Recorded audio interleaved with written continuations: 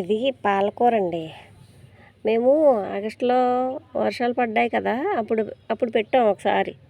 పెడితే అదేదో కొంచెం కొంచెం వచ్చింది, పోయింది. ఇది పాలకూర చుక్కకూర అనంట మంచుకి బాగా వస్తుందట. నాకు తెలీదు, మా తమ్ముడు చెప్పాడు. అక్క పాలకూర అది అదే ముందుది కొంచెం వచ్చిందన్నాను కదా, అది అటు చూసి పాలకూర వేసావా అక్క, బాగా వస్తుంది అక్క మంచుకి అన్నాడు. అంటే అవునరా, ఇంతకు ముందు వేసాను పోయింది, సరిగ్గా రాలేదు అంటే, లేదక్క పాలకూర ఎప్పుడు పాలకూర చుక్కకూర ఇవి మాత్రం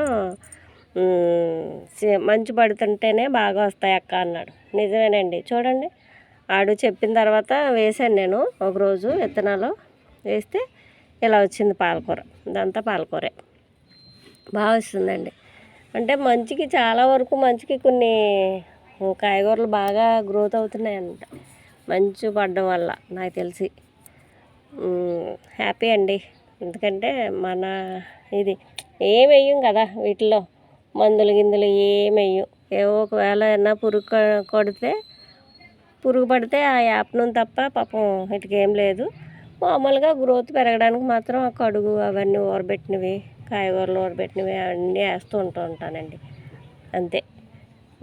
తర్వాత మాత్రం మంచిగా ఇదయ్యి నాకు చాలా హ్యాపీగా ఉందండి. పాలకూర మంచిగా వచ్చింది. ఇందులో ఇంతకుముందు ఇవి పెట్టాను, బొబ్బరి చిక్కుళ్ళు బోర్బాటీలు అంటారు కదా, అది పెట్టాను. అది అయిపోయింది, కాపు అయిపోయాక ఇవి పెట్టాను అనమాట పాలకూర. చెప్పాను కదండి, వెండిపోయిన మొక్కలు లాగటివి తెచ్చాం అబ్బాయి దగ్గర నుంచి. తెస్తే ఇక్కడ అలా వేస్తే ఇవి కూడా బతికినాయి.